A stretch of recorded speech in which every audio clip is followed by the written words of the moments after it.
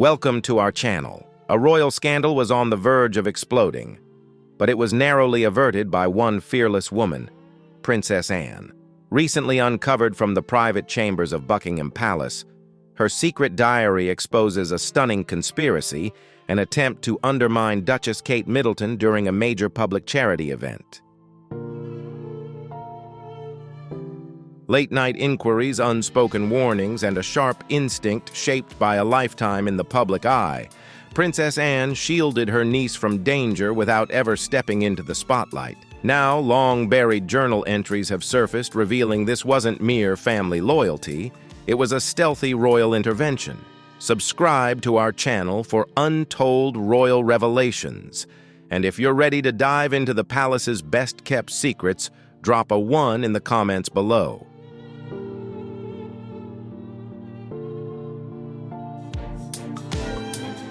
Hints of betrayal hidden in plain view right within the walls of Buckingham Palace. Beneath centuries of protocol and restraint, a secret waited to surface. It was found in an aged leather-bound journal tucked inside a drawer labeled Only Private.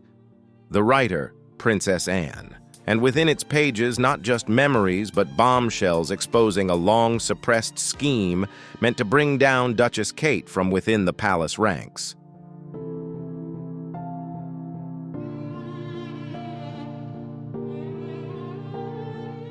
The original plan seemed harmless, a charity gala, Kate's big speech with global attention.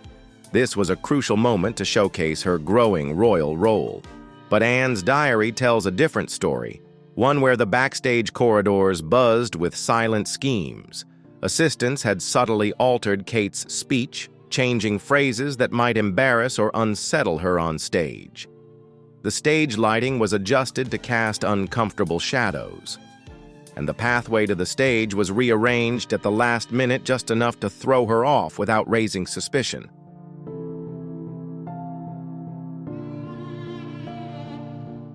Anne's earliest diary entries reveal confusion, then growing worry. She overheard a late-night conversation between two staff members, whispering about making the event memorable in a bad way. At first, Anne didn't think much of it, but as changes unfolded, she realized they were plotting against Kate. The writing sharpened, her handwriting rushed.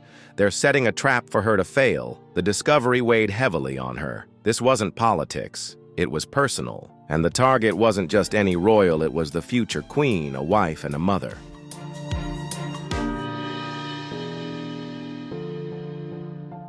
Anger welled up inside Anne. The plan wasn't to destroy Kate, but to make her stumble appear inexperienced. Just one misstep or a moment of hesitation in public and doubt would spread. She had seen this game before, but never so close.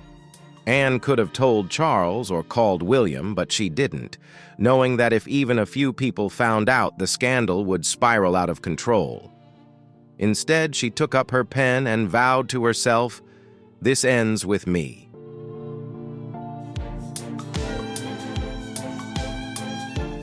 The deeper Anne dug, the more profoundly betrayed she felt.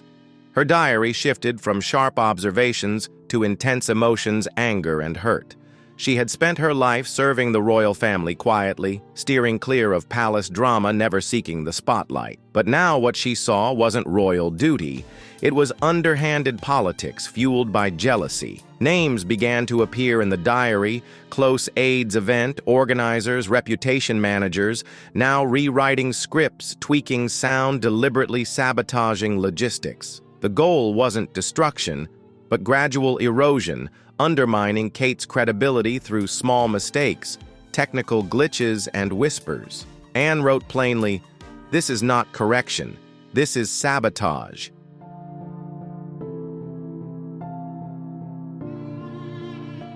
Kate's speech, prepared over weeks, was edited to make her appear flustered phrases, removed context, changed, setting her up to stumble, look anxious, or weak.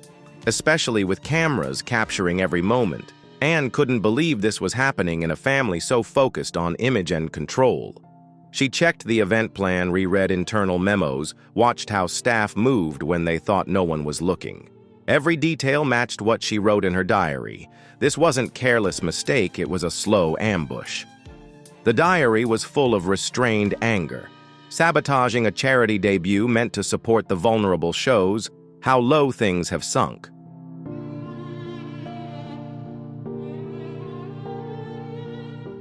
Time was running out, and the gala was fast approaching. No one else would stop this. William was away on a diplomatic trip, Charles was tied up in meetings, and Camilla was too caught up in political turmoil to intervene. Anne decided to do what no one else dared: choose loyalty over silence. She wouldn't let her niece walk into disaster, nor did she want to divide the family by involving others. The diary records her decision. "I will act quietly, completely alone if necessary."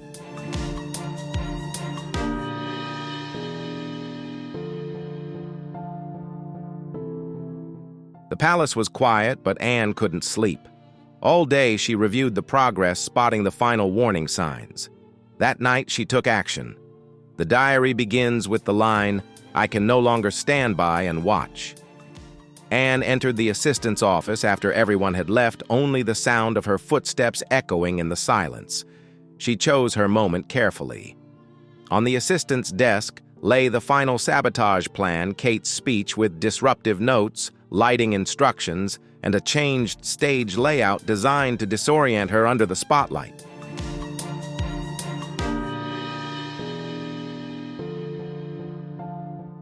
Anne didn't hesitate.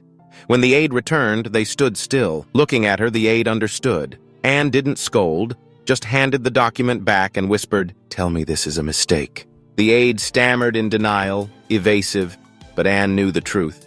She had seen too many lies in the palace to see right through it. This wasn't political. It was personal, a blow to the most vulnerable member of the royal family.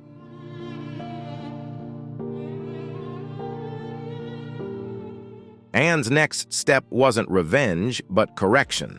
She gathered all the altered documents, took them to a private room, and arranged to replace the team organizing the speech.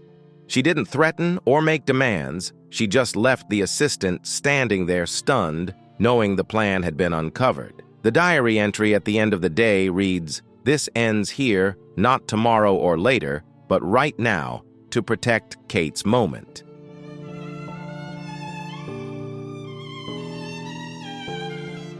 Starting the next day, Anne took full control. She quietly replaced 2 key assistants with trusted, experienced people, no meetings or explanations, just orders given and close monitoring. Anne's influence didn't rely on power or pressure. It spread naturally. She personally oversaw the lighting setup, measured the distance from each light to the podium, and even spoke privately with the sound technician to ensure no mishaps like Kate's mic cutting out mid-speech. In her diary, Anne called it meticulous protection.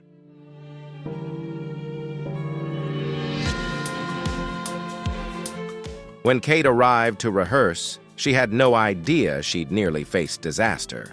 She greeted Anne with a gentle grace, and Anne simply smiled, revealing none of the silent battle that had taken place. She had fought quietly for her standing back as her niece practiced the speech, now restored to its original tone, sincerity intact. From behind the curtain, Anne watched every pause, every expression. Kate was radiant, steady, flawless, no stumbles, no hesitation. This was the moment the public would see, but Anne had witnessed the moment that almost happened, the trap she'd dismantled before it had a chance to catch its victim.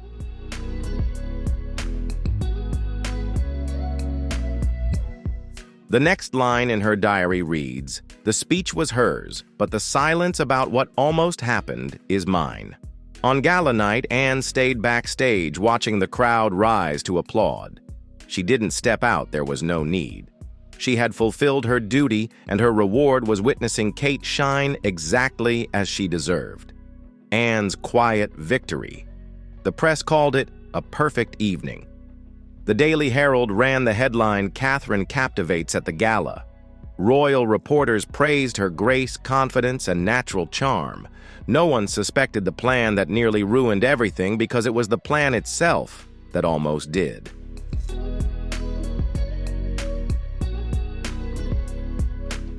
Anne didn't save the gala night for recognition. She did it to protect Kate. In her final entry about the event, Anne quietly reflected, "There will be no medals for this, no stories told, no thanks given." And that was exactly how it was. She knew that if even one detail was off, one light misaligned, or one word misunderstood, the story would change, the press would speculate, and critics would dissect it. But none of that happened. The plot never reached Kate because Anne didn't let it.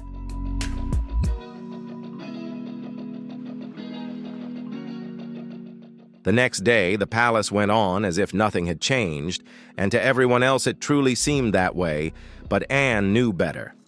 She had faced betrayal and extinguished it before it made a sound. She didn't tell Charles, didn't tell William, not even the whole truth to Kate. She ended her entry with a single thought: let her remember that night as her own, and I will remember it as what almost happened. Then she closed the diary and locked it away.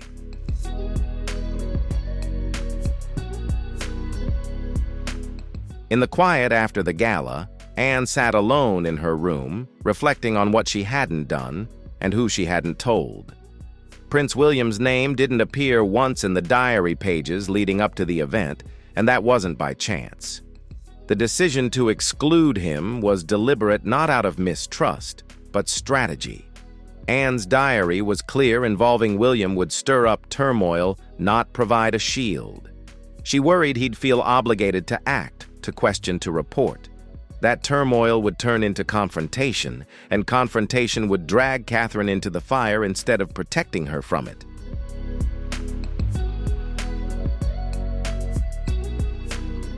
William was unwaveringly loyal to his wife, no doubt about that, but he was also the heir to the throne, trained to prioritize stability above all else. Anne knew the moment he heard the word plot, he'd immediately raise the alarm. He'd demand explanations, challenge the assistants, and might even drag Charles into it. The whole thing would spiral into a front-page scandal before anyone had a chance to fix it. That's why Anne kept him out of the loop.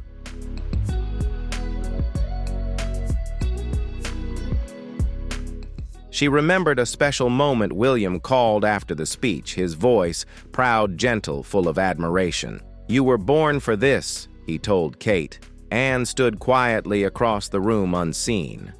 She said nothing, didn't interrupt. That moment was pure, free from palace politics, and she intended to keep it that way.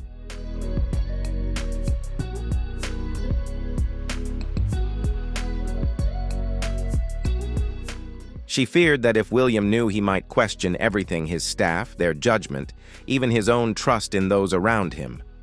Worse, it could make Kate feel vulnerable, as if her success wasn't truly hers but orchestrated. Anne refused to allow that. She bore the burden alone. In her diary, she wrote plainly, "I choose silence not out of weakness, but as a gift." Protecting Kate also meant shielding William from distraction, division, and doubt, keeping the spotlight where it belonged on Catherine, who was growing stronger every day.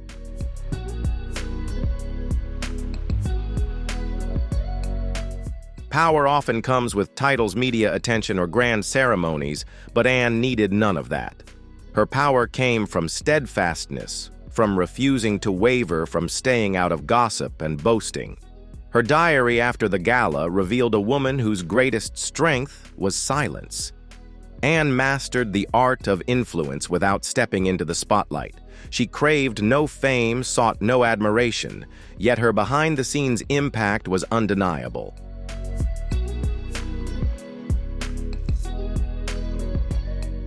One diary entry reads, "If I speak, they will listen. If I move, they will follow. I only choose when."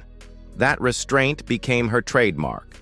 After the near-successful plot, Anne wielded that silent power like a scalpel. She made no formal accusations, stirred no disciplinary investigations. Instead, she quietly but decisively pushed for personnel changes. One assistant reassigned abroad, another moved to a less prominent role. Her guidance was gentle but final. No traces left behind, only resolution. She protected her niece and the crown with the same hand. The diary clearly captured this duality. This family needs warriors who don't swing swords in the spotlight. She was that warrior and always would be. Not for recognition, but to hold the fortress steady while others fussed over the paint. Anne's influence didn't cause waves, but it changed the current.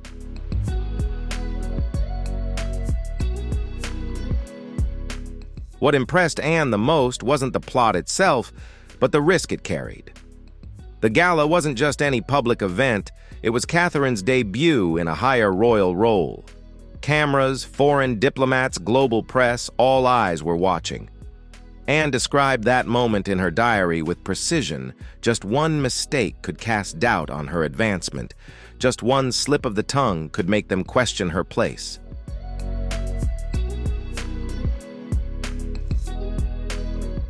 Catherine had built her reputation through grace and consistency, but Anne knew public support was fragile. Just one mistake, one awkward phrase, one poorly timed pause, especially for a woman stepping into greater power. The world can be ruthless, and the press unforgiving. That's what made the plot so dangerous. It wasn't just palace infighting, it was a direct threat to Kate's career. If the plot had succeeded, it wouldn't just be an embarrassing moment, it would cast doubt on her readiness, confidence, and even her authenticity. Anne's diary pages were filled with urgency in the days before the event. What do you think about this story? Is it just a rumor, or is there really a hidden plot threatening Kate's future? If you're fascinated by royal mysteries and want to uncover the truth behind the glamour, comment 2 below. But if you think it's all blown out of proportion and not worth worrying about, leave a 5. We rate every comment, and who knows, your opinion might shape the next chapter.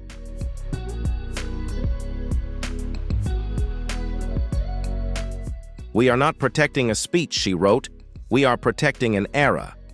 And she meant it, because Catherine wasn't merely reading lines. She was shaping her image, presenting herself not just as a duchess, but as a future queen. By preserving that moment, Anne protected more than just Kate's knight. She safeguarded the future of the crown. The factions within the palace became clear once the applause died down. Anne returned to her diary with a warning tone. The plot was no accident, born not of boredom or ego, but from deep divisions, real factions forming behind closed doors.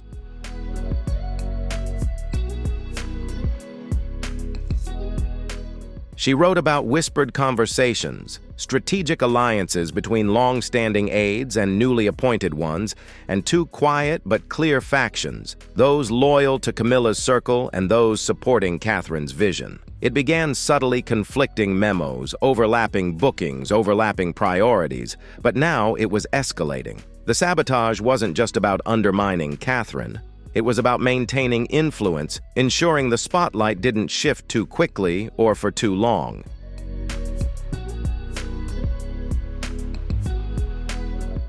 Anne's diary reveals her frustration but not surprise. She had seen this before during Diana's rise and at Charles's lowest points. The palace wasn't always about unity. Sometimes it even eroded that very unity. What made it dangerous, though, was the calculated intent behind it. The conspirators weren't trying to publicly disgrace Kate, that would be too obvious and risky. Instead, they aimed for a subtle misstep, just enough to sow doubt, shake confidence, and stir insecurity in public perception.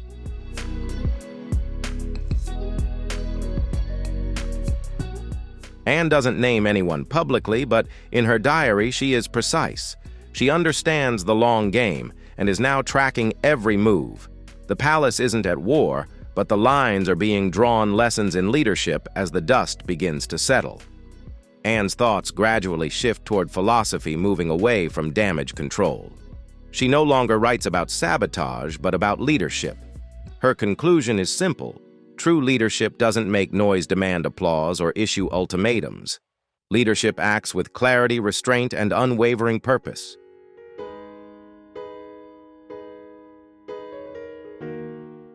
What Anne did for Catherine, stepping in, stepping back, moving pieces quietly without anyone knowing, is her very definition of leadership. "You lead best," she wrote, "when no one knows you are leading." She hoped Catherine would never know the full story, because the victory would mean more if she believed it was her own achievement. Anne did not seek gratitude. She wanted to leave a legacy, and part of that legacy was teaching through action. In the final line of that week's diary, Anne left a message not just for herself, but perhaps for Kate one day. What I protect quietly. What I love, I shield completely. And with that, she closed the page.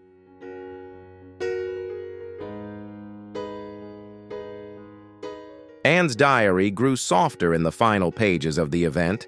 The words no longer carried the weight of confrontation or strategy, but instead reflected something more complex, deeply emotional. She had protected Catherine with precision, yet now she wondered if Kate would ever truly know what had been done for her. Anne had never told Kate directly. After the gala, they shared a quiet moment backstage. Kate embraced her with heartfelt gratitude, thanking her for being there.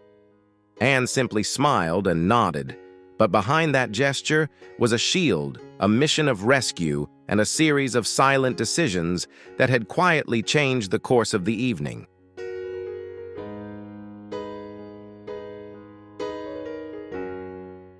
In her diary, Anne revealed her inner conflict. She deserves to know, but I need her to believe she did it all on her own. That belief is crucial. Once confidence wavers, it's hard to regain. Anne didn't want Kate to doubt every future victory, to wonder who was behind the scenes pulling strings. She wanted her to walk confidently, completely unaware of the moment she nearly stumbled.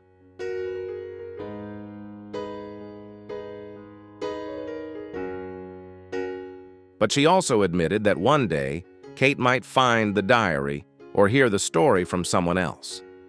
That thought unsettled Anne. Would Kate feel betrayed? Would it diminish the value of her victory or deepen the bond between them, showing that Anne did everything to protect her? That question lingered in Anne's final reflections on the matter. She wrote something different, not strategy or observation, but a truth.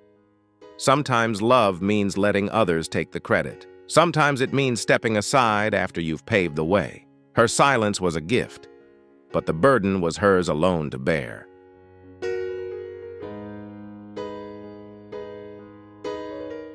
After the event had passed, Anne once again focused her mind on the diary, which recorded everything, every risk, every decision, every quiet detail. One morning she glanced at its spine and wondered what would happen if it fell into the wrong hands. She had never wanted it to become evidence or spark a scandal. It was a repository of memories, a private space of truth, not a trigger for trouble.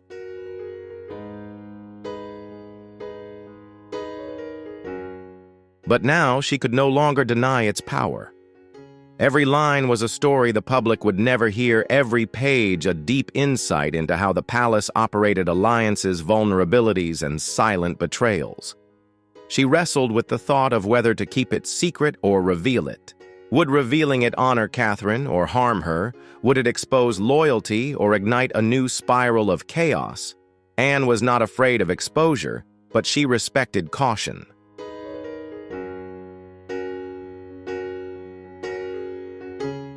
"The diary is a mirror," she wrote, "and some reflections are not meant for the drawing room."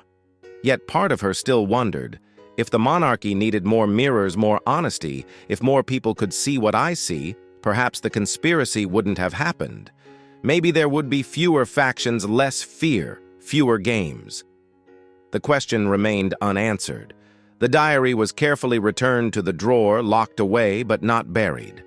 She left one final note on its spine: not to be destroyed, but to be handled with care, for the truth, when unprotected, can either heal or shatter.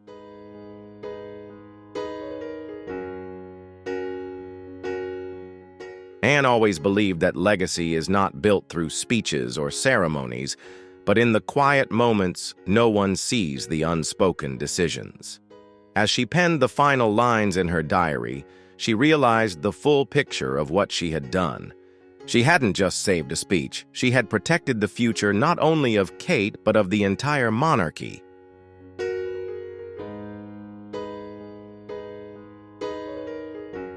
The scheme aimed to undermine Catherine's image as she stepped more clearly into the spotlight, but Anne did the opposite, reinforcing that image in everyone's eyes.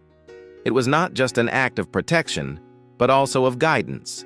She gave Kate something no one had given her when she was young, and under pressure she stood in the shadows, shielding her granddaughter. Anne didn't need anyone to know about it, but she hoped the spirit of what she had done would echo, reminding everyone in the palace that loyalty is not just a rule or bloodline, but an act, steadfast, quiet, and enduring protection. She ended the last page with 4 lines of poetry written with the intent of unwavering strength.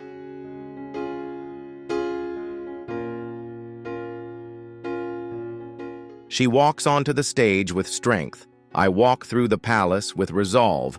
They will remember her smile, but I will remember why it's still there.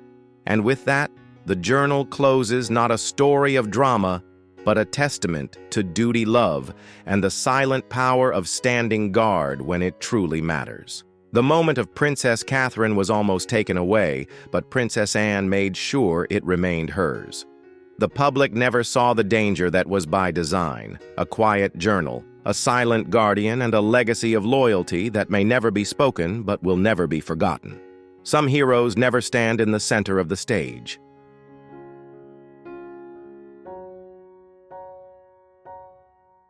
What do you think about Princess Anne's quiet sacrifice? In a world that's always craving attention, can loyalty that doesn't seek the spotlight still be truly valued? If you believe that sometimes the silent ones are the strongest, leave a 0 in the comments below.